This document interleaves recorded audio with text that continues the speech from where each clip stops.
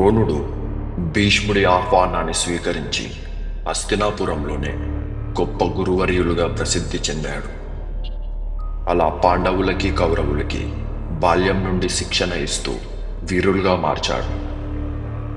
ఆ విధముగా కురు రాజకుమారుల విద్యాభ్యాసం పూర్తయింది. ఆ మరునాడు వజ్ర వైడూర్యాలతో అనేక ధన సంపదలతో దుర్యోధనుడు తన 99 మంది సోదరులను తీసుకొని ద్రోణాచార్యుడి దగ్గరకు వచ్చాడు.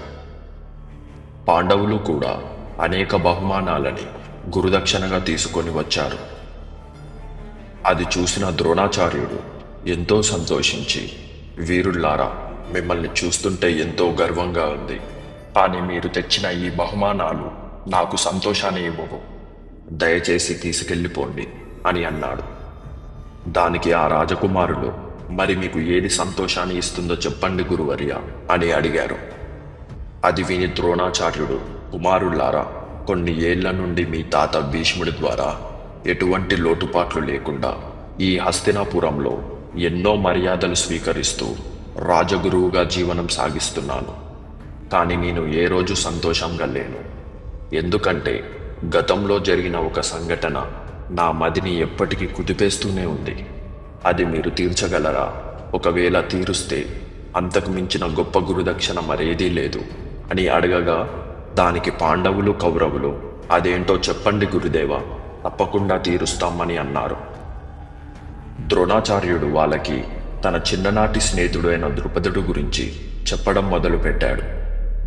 నా చిన్నతనంలో నేను ద్రుపదుడు ఎంతో ఆప్యాయంగా, ఎంతో ఆనందంగా మా బాల్యాన్ని గడిపాను.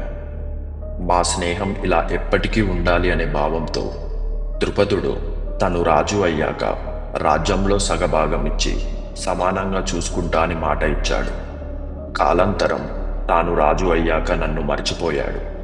ఒకనాడు నా పరిస్థితి బాలేక 4 గోవులు అడిగితే ఇస్తాడేమోనని కట్టుబట్టలతో భార్య పిల్లలతో పాంచాల దేశానికి వెళ్ళాను. ఆ ద్రుపదుడు రాజమదంతో నన్ను దారిద్రుడు అని, భిక్ష అడుక్కో అని, నానా మాటలు అంటూ నిండు సభలో నన్ను అవమానించి బాధ పెట్టాడు. ఇన్నేళ్లైనా ఆ బాధ నా మదిని కుదిపేస్తూనే ఉంది.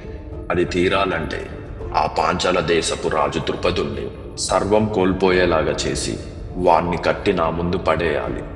అదే మీరు నాకిచ్చే గొప్ప గురుదక్షిణ అని అన్నాడు. అది విన్న దుర్యోధనుడు ఆగ్రహంతో ఊగిపోతూ, గురుదేవా, సూర్యాస్తమం అయ్యే లోపు ఆ మూర్ఖుణ్ణి ఈడ్చుకొచ్చి మీ కాళ్ళ ముందు పడేస్తా.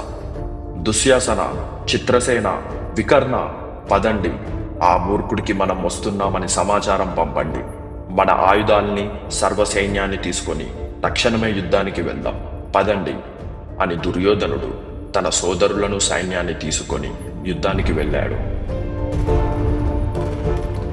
దుర్యోధనుడు సర్వ సైన్యాన్ని తీసుకొని పాంచాల దేశం మీదకి దండయాత్రకి వెళ్ళగా, అక్కడ ద్రుపదుడు దుర్యోధనుడి కంటే 10 రెట్లు ఎక్కువ సైన్యంతో తన సోదరులతో సిద్ధంగా ఉన్నాడు.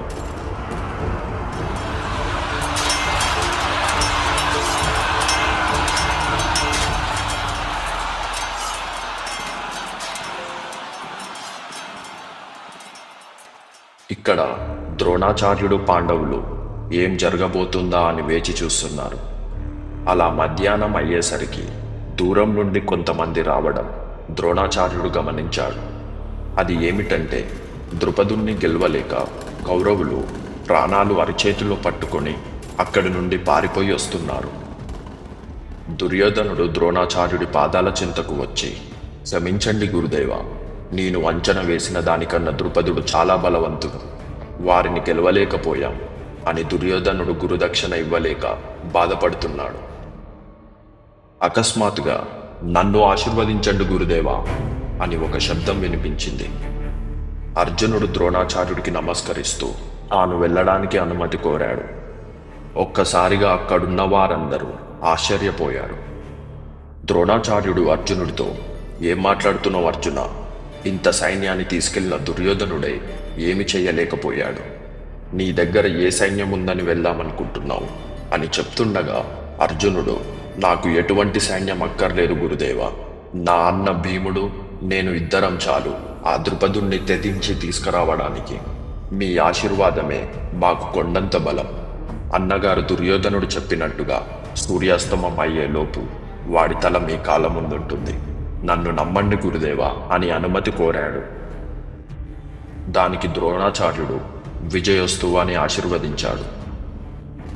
వార్త అందుకున్న పాంచాల దేశపు రాజు మరింత సైన్యంతో సిద్ధంగా ఉన్నాడు. అర్జునుడు తన ధనస్సుని తీసుకొని, భీముడు తన గదను తీసుకొని పాంచాల దేశానికి బయలుదేరారు. నకుల సహదేవులను రథచక్రాలకు రక్షకులుగా తీసుకెళ్లారు.